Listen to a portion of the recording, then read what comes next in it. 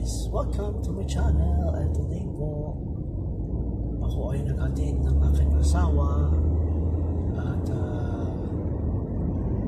babalik na sa aking base militar. Masyadong mainit, sobrang init guys. Summer na, and then after nito papa-change oil tayo. So papapalitan na natin yung coolant ng radiator. So parang may 50,000 dapat, hindi ko pa napapapalitan. See you later. Hi guys, welcome back to my channel. And today papa-change oil tayo. So dito automatic pag nagpa-change oil ka, yung air filter lilinisan nila, pati yung cabin. Papalagay natin yun ay Nissan oil pang 10,000 kilometers. Kasi nga bakit 10,000? Hindi ko naman siya sinasagad, 7,500 lang ipapalit na ako para hindi masyadong maitim. And then yung time kasi pag ipapalit masyadong busy, kaya 10,000. After nito magpapa-car wash naman tayo. So change oil lang yung papagawa natin. Next na PMS natin ay papaayos na natin yung transmission oil din. Dito pala ako nagpapagawa ng sasakyan. Magaling din sila dito sa pagdating sa mga gulong ganyan. And 1,500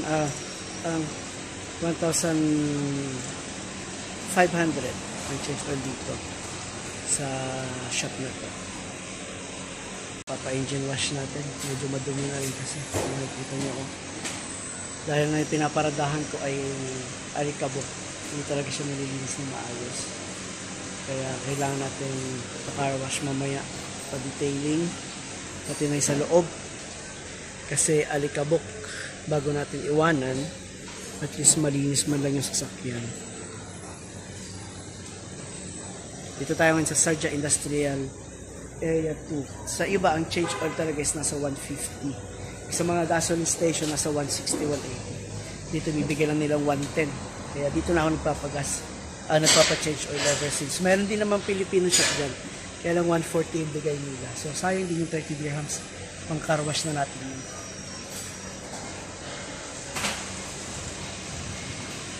At natanggal na nga yung langis. By the oil, very black. The oil? Very dirty?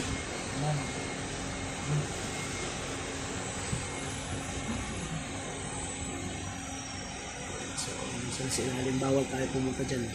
Stock only. Maaga tayo nagpa-change oil kasi sarado sila dito ng 1 to 5 dahil sobrang init ng shop.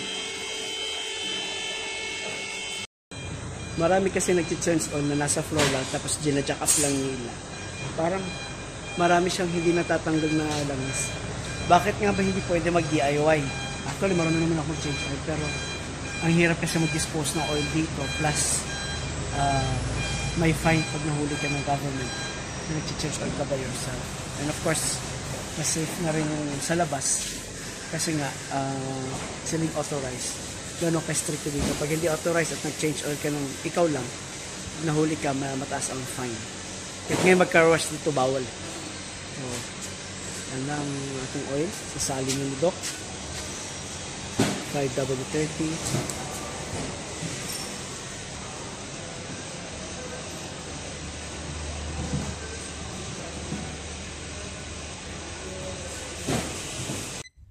Talagang pag nagpapa-change oil ka, magiging smooth yung andar ng makina.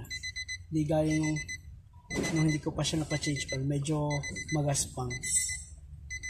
Tapos yung ginamit ko pang oil last time ay Foxer.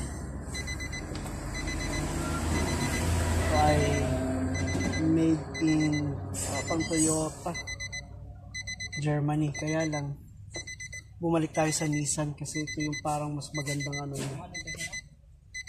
No need for that.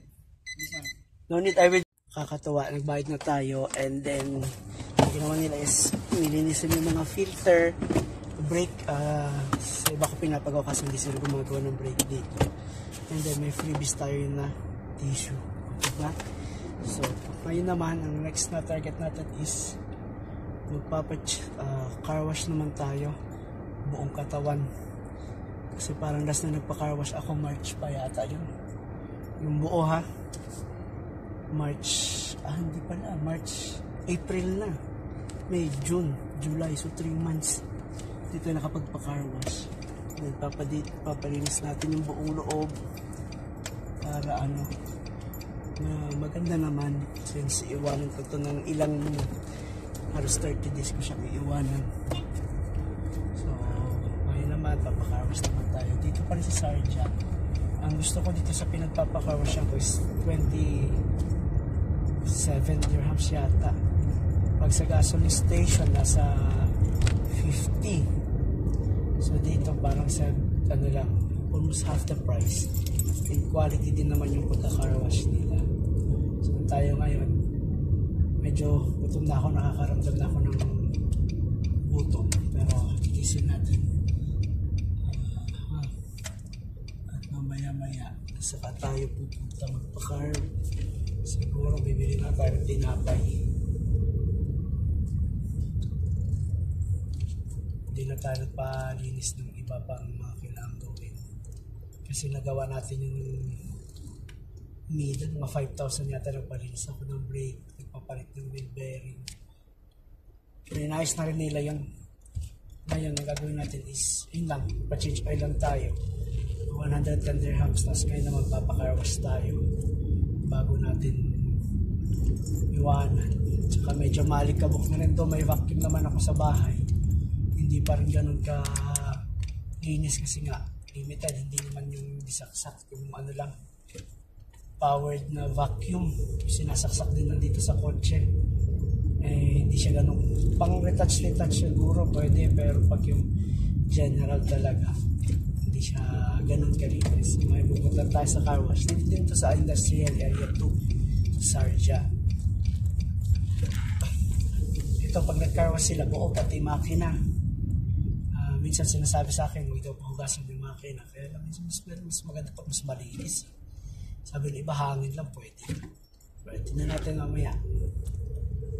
Binubugahan naman nila para ilang din pa car wash na ako.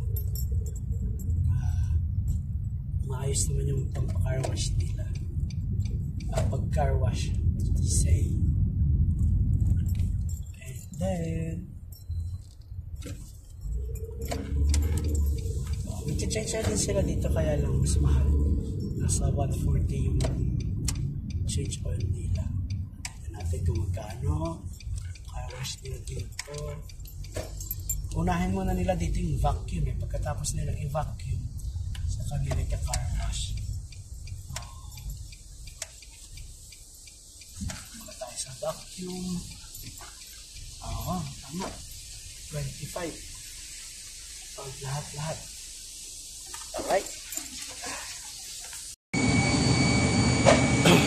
Marinig mo yung ugong ng vacuum nila sa balakas. First step, vacuum. Tapos, dadalhin doon sa wash area. And then after naman, dito sa final touch naman.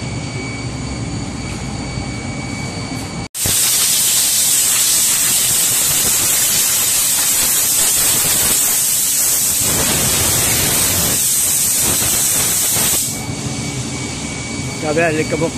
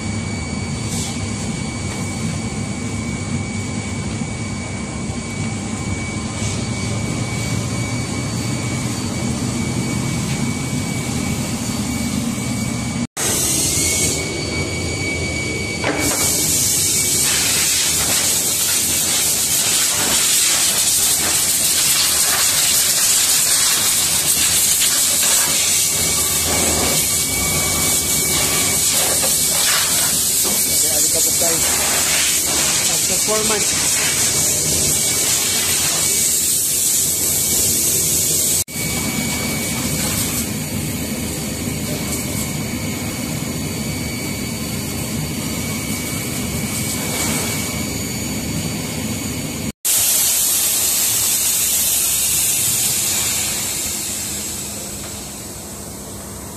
Yung pangalawang sabon nila, una tinanggal muna yung pinakaalikabok. Saka na nila ulit pupunasan.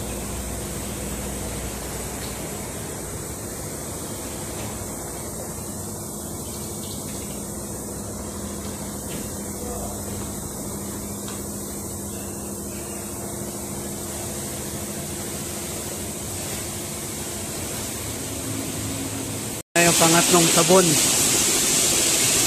kasi nag-engine wash muna siya. And after nito magaling na natin doon.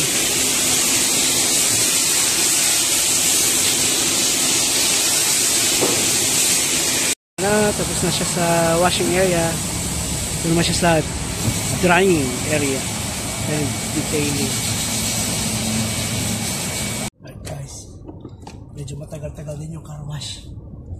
Lalo na sa washing area nila mismo kasi ipa-engine wash pa tayo. So binayaran natin is 2650 dirhams.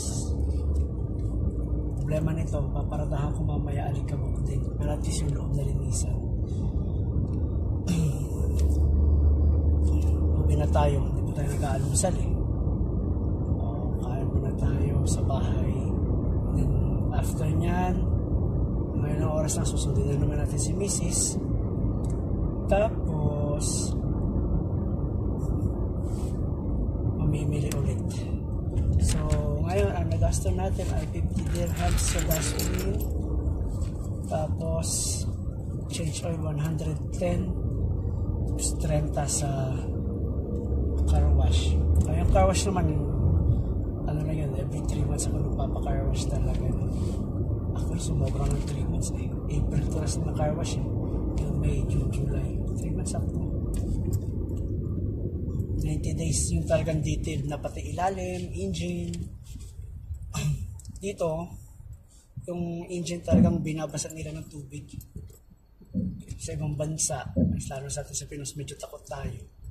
Parang ginawa naman nila kanina, binalutan nila ng plastic yung alternator, yung mga may electronic, tapos sa kanila binugan ng hangin nung pagkatapos nilang hugasan. Ngayon, nung na tayo, pawis na ako, sobrang init.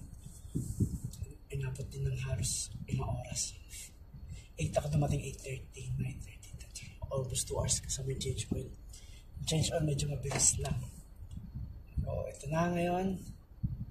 Tapos nito, abangan na lang kung ano yung susunod na kabanata natin dito sa UAE.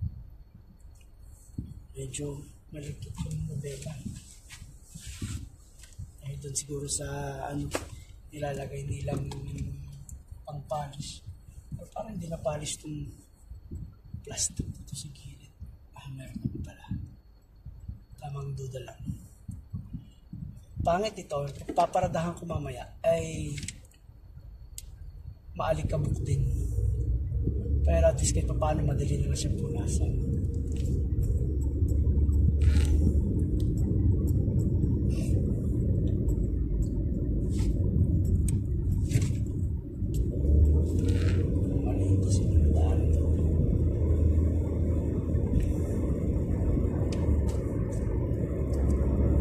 Masyadong specific ang speed. Sinabi 60 lang talaga. Kasi pag nag 65 ka o 70, fine ka na lang, tapos ang lalagay sa is overspeeding less than 20. Ano na yan? 450 dirhams na yun. Kung may mga apurado, yun yung mga malalaking fine. Sige na, maraming salamat sa panonood.